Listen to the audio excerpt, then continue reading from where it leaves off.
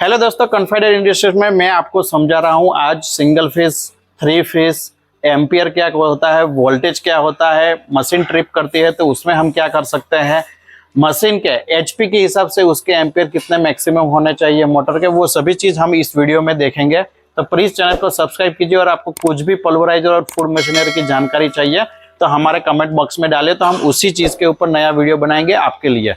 तो चलिए स्टार्ट करते हैं। हमारे जनरली जो फूड मशीनरी रहती है सबसे पहले रहते हैं सिंगल फेज और थ्री फेज। तो यहाँ पे मैं लिखता हूँ सिंगल फेज, ठीक है, ये हो गया सिंगल फेज। सिंगल फेज अपना क्या रहता है कि 220 वोल्टेज में रहता है, क्लियर। और थ्री फेज ये अपना हो गया थ्री फेज कनेक्शन।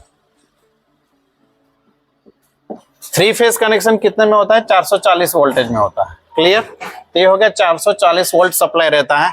तो इसके अंदर 3 वायर आते हैं, आप समझ लीजिए 3 वायर रहते हैं, ये 3 कनेक्शन वायर रहेंगे मोटर के अंदर। तो पहला रहा फेज, यानी फेज जो पावर सप्लाई रहता है वो, ये हो गया। दूसरा हो गया न्यूट्रल, इसको न्यूट्रल कनेक्शन बोलते हैं, उसी हिसाब से अपनी साइकिल क्लोज होगी तो ही मोटर अपनी घूमती है। दूसरा हो गया अर्थिंग का वायर। अर्थिंग का वायर क्या करता है, हम एक वायर मोटर की बॉडी में देते हैं और आपने जो प्लग देखा होगा, हमारा ऐसे जो प्लग बना रहता है उसमें ऐसे 3 वायर रहता है। तो एक हो गया फेज, एक हो गया न्यूट्रल और ये हो गया अर्थिंग। तो ये अर्थिंग वायर क्या करता है, वो मोटर की बॉडी में दिया गया था। तो क्या होगा, मोटर जो रन करती है तो उसके अंदर जो पावर जनरेशन होता है और बॉडी के साथ चला जाता है, तो वो बॉडी में से अर्थिंग हमारा जो घर का या इंडस्ट्री का पावर सप्लाई जो रहता है वहां पे चला जाएगा। तो आपको मशीन की बॉडी के ऊपर करंट नहीं लगेगा। तो ये बहुत सारे कभी कभी इश्यू आते हैं कि अगर आपका अर्थिंग वीक है, घर का अर्थिंग वीक है या इंडस्ट्री का अर्थिंग वीक है, तो आपको क्या होगा, मशीन की बॉडी के ऊपर थोड़ा सा करंट आएगा जिससे आदमी को कोई करंट नहीं लग सकता, पर हल्का भी वो टेस्टर से टच करेगा तो वहां पे उसको लाइट जलेगी, ठीक है। तो ये हो गया हमारा सिंगल फेज वायरिंग।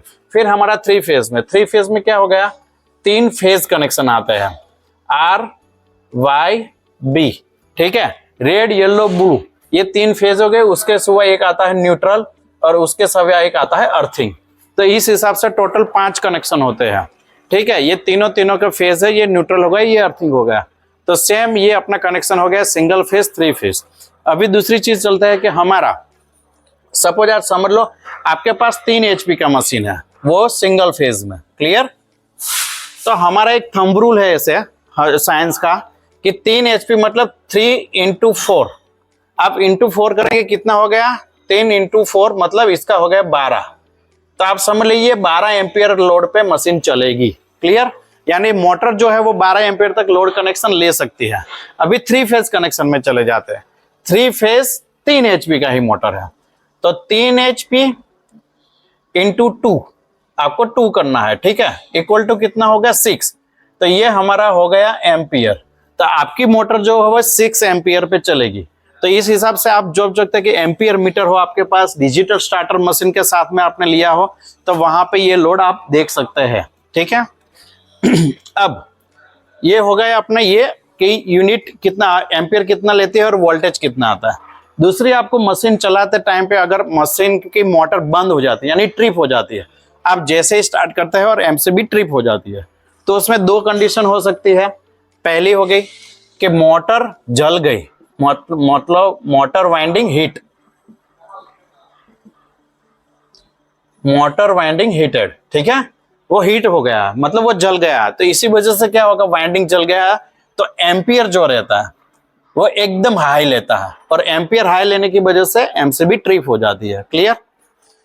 दूसरी चीज क्या हो सकती है कि जो आपके इनपुट यानी आपके जीबी और इंडस्ट्री गवर्नमेंट का पावर सप्लाई की जो लाइन आती है उसके अंदर क्या है, जनरली 220 वोल्टेज आते हैं। तो आप समझिए कि आप जब मशीन स्टार्ट कर रहे हो तब आपको 220 वोल्टेज आ रहा है, क्लियर।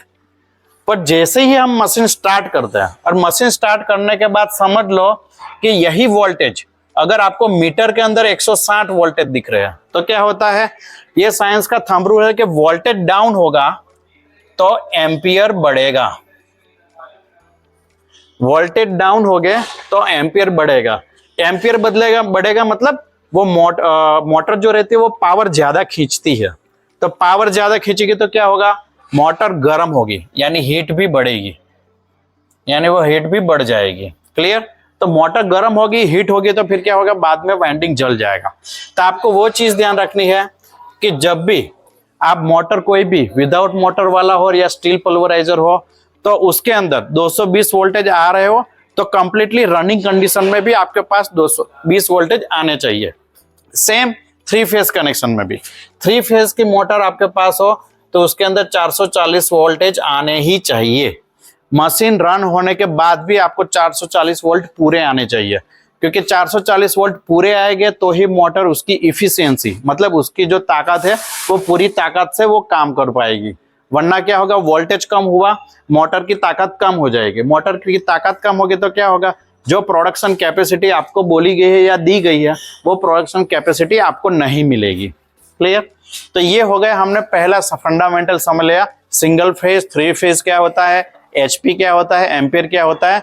इस हिसाब से आप कोई भी, आपको पता चले तो आप खुद दे सकते हो, जरूरत पड़े तो आप कोई भी नजदीक के इलेक्ट्रिशियन जो मोटर रिपेयरिंग करते हो, इलेक्ट्रिक का काम करते हो, इलेक्ट्रिक की शॉप हो जहां पे फैन ट्यूबलाइट सेल करते हो, वो इलेक्ट्रिशियन को बुलवा के आप ये चीज चेक कर सकते हैं और वो आपको गाइडलाइन कर सकता है। थैंक यू, धन्यवाद।